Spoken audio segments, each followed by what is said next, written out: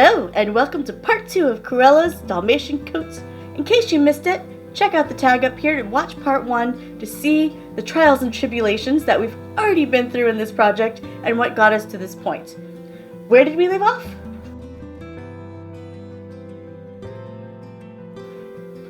Right. There. We're back to cutting out the outer fabric, and this time I have my little helper to make sure I pay extra attention that the white is cut out for the right and the black is cut out for the left.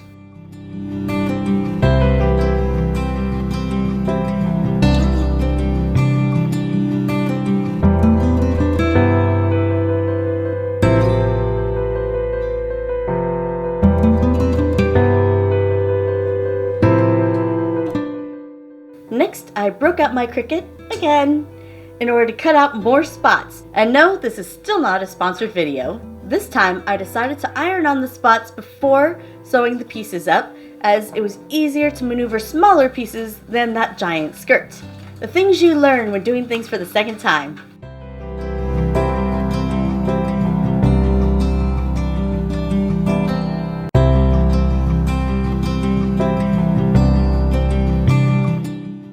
With that done, I then sewed up the white sides of the bodice and sewed up the white sides of the skirt, as well as the black side of the bodice and the black side of the skirt, and then connected the two together to make a complete bodice and a complete skirt, and I'm finally back to where I left off in part 1.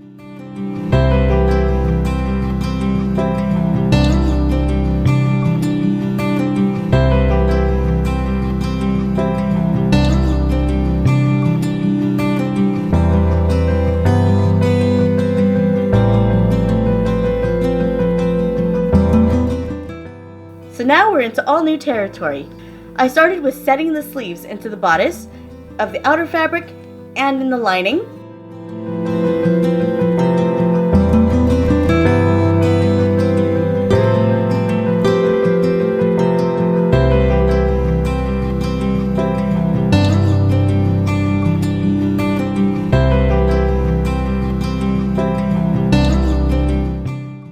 It doesn't really show the top of the sleeves in the film as they're covered by the hoodie, so I decided that I was going to do a little bit of the gather on top just to make setting the sleeves that much easier. From there, I could attach the lining to the outer fabric. I put the lining into the coat and put my hand in to get it all smoothed and straightened out.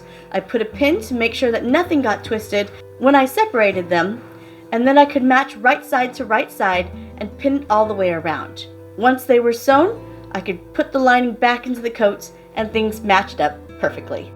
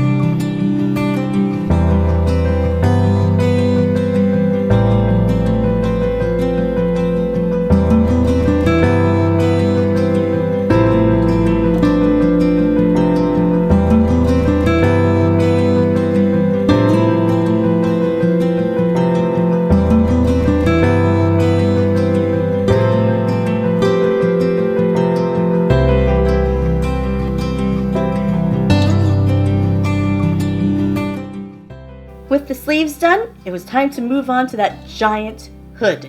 I attached the outer fabric to the outer fabric and the lining to the lining, making sure I got my points all lined up in the front. In the original pattern, it calls for a dart, but I decided to just put a couple of pleats and set it that way. It worked out just fine. And with that, the top part of the coat is done!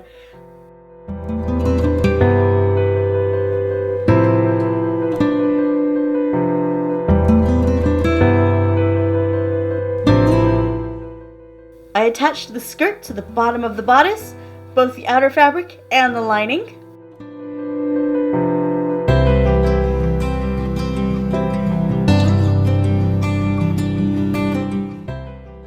And it was time to hem the skirt. I had my little helpers there who decided to take a nap, so I waited a couple hours for them to finish their nap, and then I was able to finish pinning my hem and sewing it down.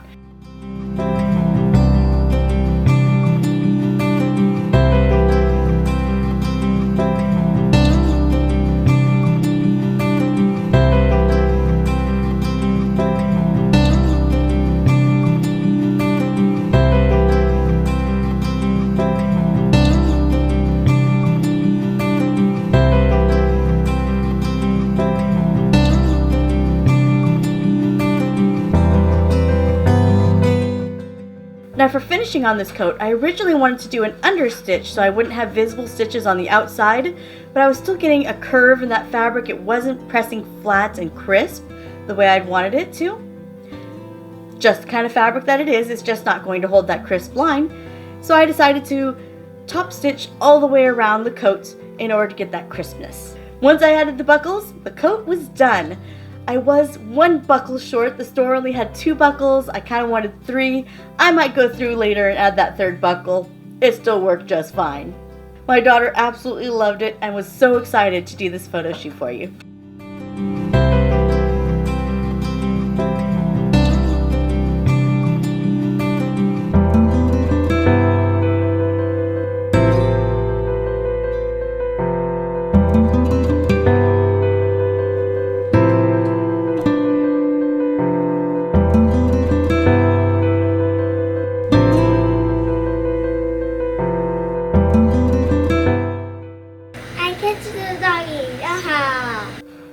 Regardless of the many setbacks in this project, I'm happy with how it turned out and kind of want one for myself now.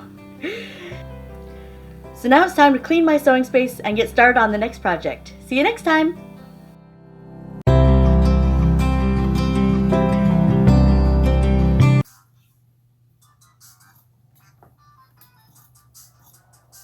I'm sure it's fine. It's fine. It's all fine.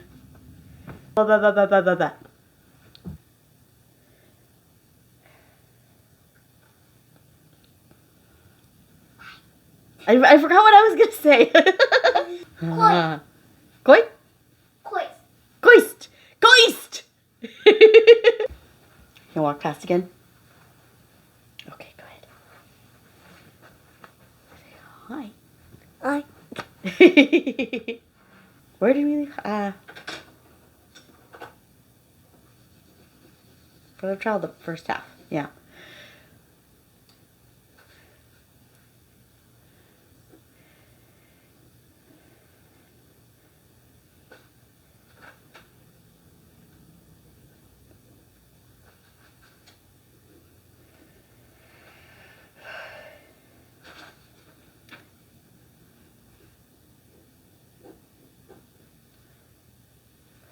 We're back to maneuvering around because it was easier than maneuvering using the openings in the sleeves.